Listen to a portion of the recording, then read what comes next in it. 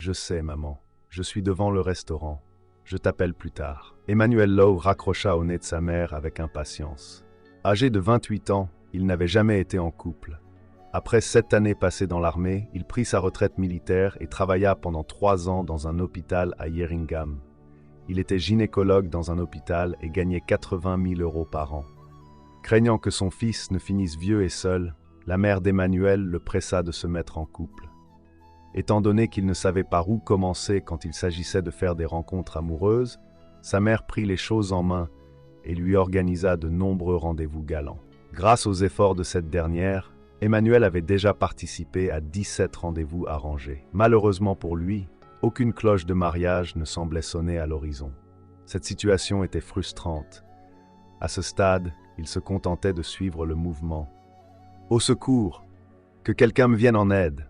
Au moment où Emmanuel s'apprêtait à entrer dans le restaurant, il entendit quelqu'un appeler à l'aide d'un ton à peine audible. Les cris venaient d'un vieil homme qui était tombé sur le bord de la route. De nombreux piétons passaient devant lui, mais personne n'osait s'arrêter pour l'aider à se relever. Après tout, secourir le vieil homme pouvait être une source d'ennui, surtout si on se retrouvait avec un procès coûteux pour l'avoir blessé davantage. Par conséquent, personne n'était prêt à faire quelque chose d'aussi risqué et stupide. Et pourtant, cela ne découragea pas Emmanuel, qui s'avança vers le vieil homme et l'aida à se relever. « Est-ce que tout va bien, monsieur ?» demanda-t-il. « Ça va. Merci beaucoup, jeune homme. De nos jours, c'est si rare de trouver des gens aussi gentils que vous. Je me dois de vous récompenser pour votre gentillesse, lui, répondit le vieil homme en souriant. C'est alors qu'Emmanuel réalisa que les vêtements du vieil homme ne correspondaient pas à ses airs. En effet, bien que ses vêtements étaient en lambeaux, le vieillard avait les mains propres comme celles d'un homme habitué à la richesse. Bien que cela semblait étrange, il n'avait pas le temps de satisfaire sa curiosité. Après s'être assuré que le vieil homme était indemne, Emmanuel se précipita dans le café pour honorer son rendez-vous. Il n'avait jamais songé à se faire récompenser pour son acte de bonté. Le restaurant était gigantesque et l'intérieur ressemblait à un labyrinthe. Sa mère avait indiqué que son rendez-vous serait assis à la table numéro 8. Emmanuel déambulait à travers ce café déconcertant. Mais avant qu'il ne puisse trouver la bonne table, il tomba sur un coin spécial.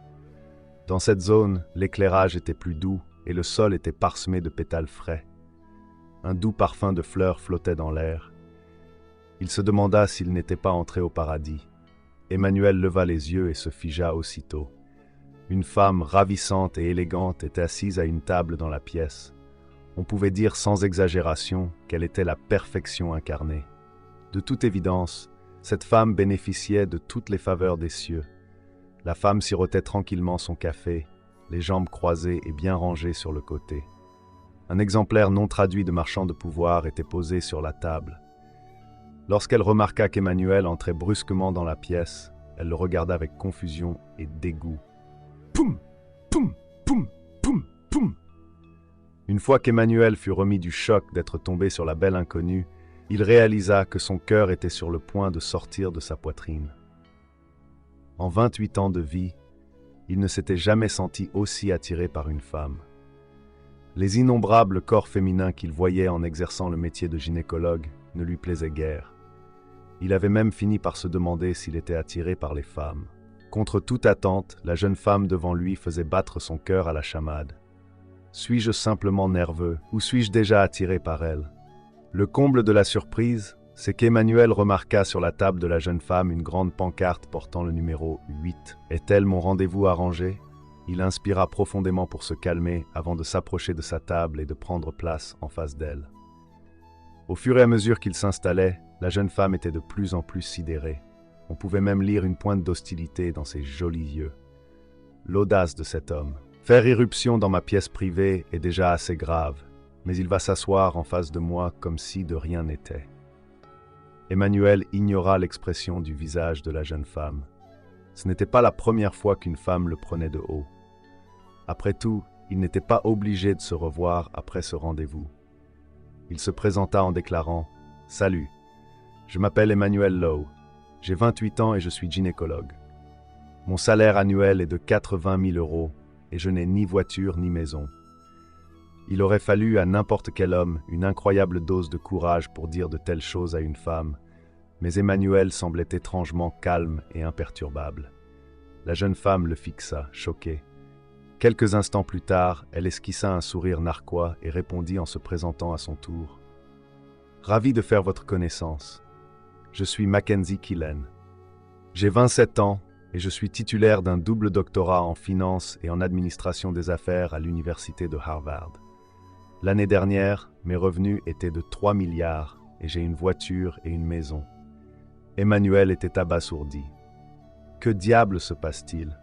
Il avait toujours pensé que les femmes qui avaient des rendez-vous arrangés étaient pleines de défauts. Pourtant, Mackenzie semblait irréprochable. Où est le piège? Peut-être est-elle mentalement instable, ou handicapée, ou infertile. Emmanuel s'imaginait toutes sortes de théories fantaisistes. Mackenzie esquissa un sourire en voyant son expression perplexe. La fierté dans son regard froid était évidente. Sa présentation avait pour but de mettre l'inconnu dans une situation difficile et de l'intimider pour qu'il batte en retraite. Comme on pouvait s'y attendre, un silence gênant s'installa dans la pièce après ces paroles. Ah, trêve de réflexion. Peu importe si Mackenzie disait la vérité. Emmanuel décida de jouer le jeu pour apaiser sa mère, même si le rendez-vous n'allait pas le conduire à la mairie. Il déclara « Je ne gagne pas grand-chose, mais si vous décidez de sortir avec moi, je promets de toujours vous protéger et vous chérir.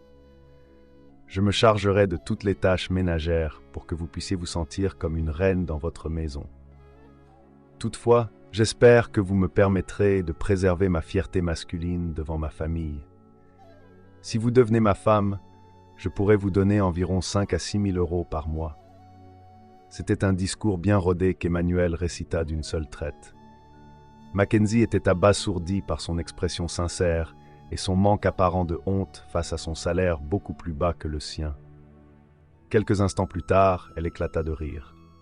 Elle n'avait jamais rencontré un homme aussi drôle que celui-ci. « Qu'est-ce qui vous amuse ?» Loin d'être impressionné par sa réaction, Emmanuel continua.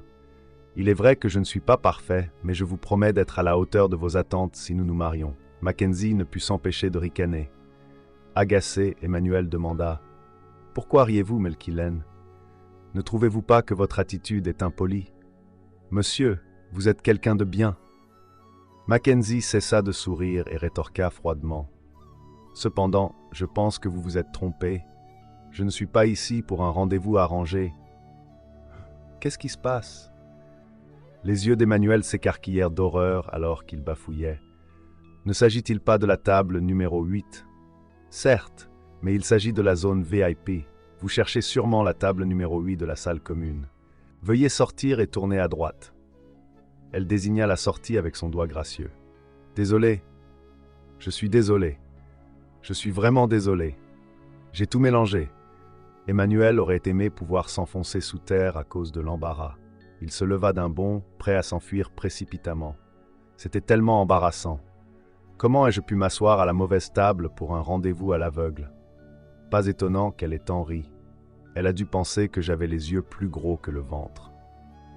Peu de temps après le départ d'Emmanuel, un vieil homme escorté de 4 gardes du corps vêtus de noir entra dans la pièce privée de Mackenzie. Emmanuel aurait été stupéfait s'il était encore là.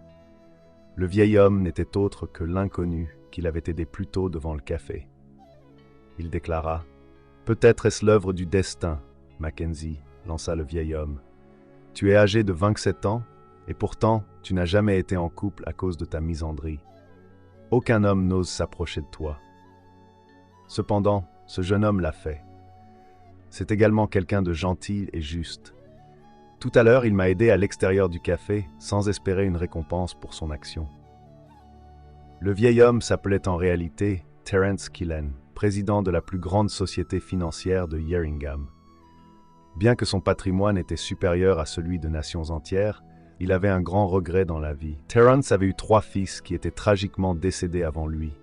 Il n'avait soit pas d'enfants, soit n'avait laissé que des filles derrière eux. Mackenzie était la petite fille préférée de Terence et la prochaine en lice pour diriger le groupe Terence. Malgré son intelligence et son charisme, elle n'en était pas moins une femme. Terence aurait souhaité que sa petite fille préférée lui donne un arrière-petit-enfant. Avant de passer l'arme à gauche, c'est pourquoi il avait simulé sa chute devant le café afin de trouver un homme convenable pour sa petite fille. À sa grande surprise, le jeune homme qui l'avait aidé un peu plus tôt commit une gaffe en se trompant de personne et finit par rencontrer Mackenzie à la place. N'était-ce pas un coup du destin? Les paroles de son grand-père la laissaient de marbre.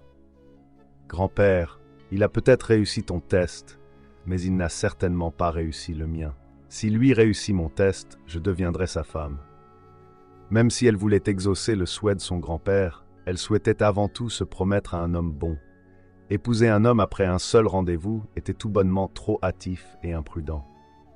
Le regard de Terence s'illumina d'espoir, et il répondit « Très bien, je suis sûr qu'il réussira ton test. » Emmanuel tourna à droite à la porte et trouva finalement la table numéro 8 dans la salle à manger commune. Comme on pouvait s'y attendre, une femme qui semblait à bout de patience était assise à la table.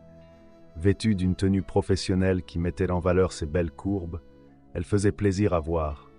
Même si elle était loin d'avoir l'élégance de Mackenzie, il était indéniable qu'elle avait le pouvoir de faire tomber les hommes sous son charme. Emmanuel n'était absolument pas déçu. En effet, il était bien conscient de ses propres qualités. Sans perdre davantage de temps, il se redressa et s'approcha de la femme avec un sourire. « Excusez-moi pour le retard. Je m'appelle Emmanuel Lowe. Je suis âgé de 28 ans, j'exerce le métier de gynécologue pour un salaire annuel de 80 000 €. »« Stop !»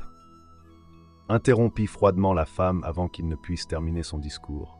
« Qu'est-ce que ça signifie? Avec si peu à offrir, pensez-vous réellement qu'une femme voudrait devenir votre épouse? Et malgré cela, vous avez le toupet d'être en retard.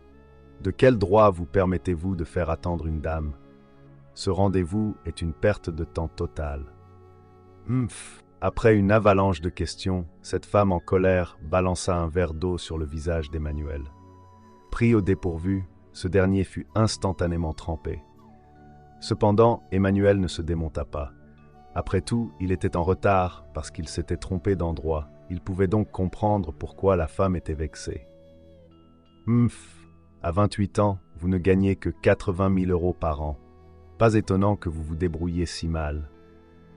Non seulement vous n'êtes pas ponctuel, mais vous ne semblez pas non plus prendre la vie au sérieux. Vous êtes condamné à être en bas de la hiérarchie sociale toute votre vie. Que vous ayez eu le courage de vous présenter à ce rendez-vous me choque au plus haut point. Arrêtez de délirer, gronda la femme en lançant un regard de mépris à Emmanuel. Dans la foulée, elle prit son sac et sortit en trombe, sans même prendre la peine de dire son nom. Pour ne rien arranger, elle agita un paquet de billets devant la figure d'Emmanuel, puis le jeta violemment sur la table en guise de règlement de l'addition. Le regard d'Emmanuel s'assombrit aussitôt, et un sentiment de rage l'envahit. Quelle humiliation! Je ne suis peut-être pas très exigeant en matière de mariage, mais cela ne signifie pas que je n'ai pas de tempérament. Ah! Je voudrais tellement lui faire regretter ses actes, mais je sais que je n'en ai pas les moyens. La femme étant partie, Emmanuel quitta lui aussi le café, la mine déconfite. Il était à peine sorti qu'il vit, à sa grande surprise, un homme aux cheveux longs percuter délibérément une BMW et hurler de douleur. Emmanuel ne put s'empêcher de froncer les sourcils. Oh mon Dieu! Cet homme est clairement en train de simuler un accident de voiture. Mais pourquoi y a-t-il tant de problèmes dans ce café aujourd'hui? Ah! Quelqu'un a été touché! Ah! J'ai la jambe cassée! Assassin! Au même moment, 4 hommes se précipitèrent pour se joindre à l'agitation lorsque l'homme aux cheveux longs se jeta sur le sol. Fort heureusement, Emmanuel avait bien compris leur stratagème. Ces hommes doivent être les complices. Tout à coup, une jeune dame sortit précipitamment de la BMW, vêtue d'une robe marron sans manches, qui laissait voir une bonne partie de sa peau tendre et claire. Elle était incroyablement sexy. Avec ses longues jambes galbées et son décolleté qui se détachait de l'encolure, il n'y avait rien à redire. Elle était incroyablement sexy et séduisante. « Que se passe-t-il? Comment aurais-je pu casser votre jambe alors que je roulais aussi lentement ?» dit-elle anxieusement. Aussitôt, les complices de l'homme aux cheveux longs entourèrent la femme, exigeant une compensation. Arrêtez de raconter des conneries et payez. Vous devez le dédommager tout de suite. De nombreuses personnes dans le café avaient été témoins de la mascarade, mais elles avaient si peur des grands hommes costauds que personne n'osait les confronter. « Combien voulez-vous » marmonna impuissamment la femme, qui s'était résignée à devoir régler l'affaire à l'amiable. Cependant, la bande de voyous se mit à lorgner sur sa poitrine et à baver sur elle. « Ah! Hey, sexy, pourquoi tu ne t'amuses pas avec nous » lança l'un des hommes en tirant sans vergogne sur sa robe. Ainsi, ce qui n'était au départ qu'une grossière mise en scène d'un accident se transforma rapidement en harcèlement sexuel en public. Effrayée, la jolie femme recula en titubant jusqu'à ce qu'elle heurte Emmanuel. Contrairement au voyou, Emmanuel ne profita pas d'elle, mais se mit devant elle et lança un regard noir à l'homme aux cheveux longs. « Vous avez la jambe cassée, et vous demandez un dédommagement. » Les voyous eurent des frissons en voyant l'expression menaçante d'Emmanuel. Pendant ce temps, Mackenzie était assise dans le café et regardait toute la scène se dérouler. Tiens. Qui aurait cru que cet homme serait si courageux? Je suis sûr que personne d'autre n'aurait eu le courage d'affronter 5 voyous. Quelques instants plus tard, Emmanuel surprit tout le monde en donnant un violent coup de pied dans la jambe de l'homme aux cheveux longs. « Hé !» hurla ce dernier en se mettant à sautiller sur la jambe qui était supposée être cassée. Aussitôt, les passants poussèrent un soupir collectif. Bonté divine! Quelle audace! Mackenzie aussi avait esquissé un sourire. Comme le café était l'une de ses propriétés, elle avait naturellement vu comment s'était déroulé le rendez-vous d'Emmanuel. Je le prenais pour un lâche parce qu'il ne s'était pas enflammé lorsque la femme a renversé son verre sur lui. Qui aurait pu deviner qu'il est juste un gentleman qui ne perd pas son sang-froid face aux femmes? Je dois admettre qu'il est plutôt charmant quand il montre son côté ferme. C'est quoi ça? N'avez-vous pas dit que votre jambe était cassée? Je suis surpris que vous puissiez encore sauter dessus, se moqua Emmanuel. Quand les gens se rendirent compte que l'homme aux cheveux longs avait menti à propos de sa jambe cassée, ils s'empressèrent de le réprimander et condamner son comportement. Entre-temps, les autres voyous avaient aussi perdu leur assurance et s'étaient tus. Après tout, ils savaient que les rôles étaient inversés. « Pour cette fois, je te laisse t'en tirer, sale gosse. Tu ferais mieux de surveiller tes arrières, » prévint l'homme aux cheveux longs avant de s'enfuir la queue entre les jambes. Après quoi, la jolie femme adressa un sourire chaleureux à Emmanuel et lui fit signe de monter dans sa voiture. « Eh bel homme, merci beaucoup de m'avoir aidé. Voulez-vous passer prendre un verre chez moi ?» Emmanuel déclina son invitation sans la moindre hésitation. « Non, merci, je suis attendu ailleurs. » La femme ne put s'empêcher de taper du pied, frustrée de constater qu'Emmanuel était insensible à ses avances. Mais qu'est-ce que... Ne suis-je pas à son goût? J'ai déjà fait le premier pas, alors pourquoi ne veut-il pas me rendre l'appareil? Une fois de retour au café, le grand-père de Mackenzie se mit à rire à gorge déployée. « Ah! Je te l'avais bien dit, Mackenzie! Cet homme est de bonne moralité. Ton assistante Lexi est une femme magnifique, et pourtant il refuse de lui accorder la moindre attention. Tu n'auras pas à craindre qu'il te trompe une fois que vous serez mariés. » Au fur et à mesure que Mackenzie ruminait les paroles de Terence, son opinion sur Emmanuel s'améliorait. Ce que je déteste chez les hommes, c'est le fait qu'ils soient toujours si libidineux. Néanmoins, Emmanuel Lowe semble être l'exception. Ne te réjouis pas trop vite, grand-père. La plupart des hommes sont attirés par l'apparence ou par l'argent, répondit froidement Mackenzie avant de se lever. Ah! Je verrai bien si Emmanuel pourra réussir mon deuxième test secret de caractère. Pendant ce temps, Emmanuel était rentré à la maison après que son rendez-vous ait été un échec retentissant. Inutile de préciser que sa sœur, Roselyne Lowe, était frustrée au plus haut point. Encore? Un autre rendez-vous raté? C'est la 18e fois pour l'amour du ciel. Mon frère est pourtant un jeune homme d'1,90 m, en pleine forme et très intègre. Pourquoi ne plaît-il pas aux femmes? Il est peut-être un peu empoté parfois, ce qui est sûr, c'est que quelqu'un finira bien par aimer son physique, n'est-ce pas? Alessandra Cadigan, la mère d'Emmanuel, parut encore plus anxieuse alors qu'elle l'entraînait précipitamment hors de la maison. « Mais maman, que fais-tu » demanda Emmanuel, surpris par l'état de panique d'Alessandra.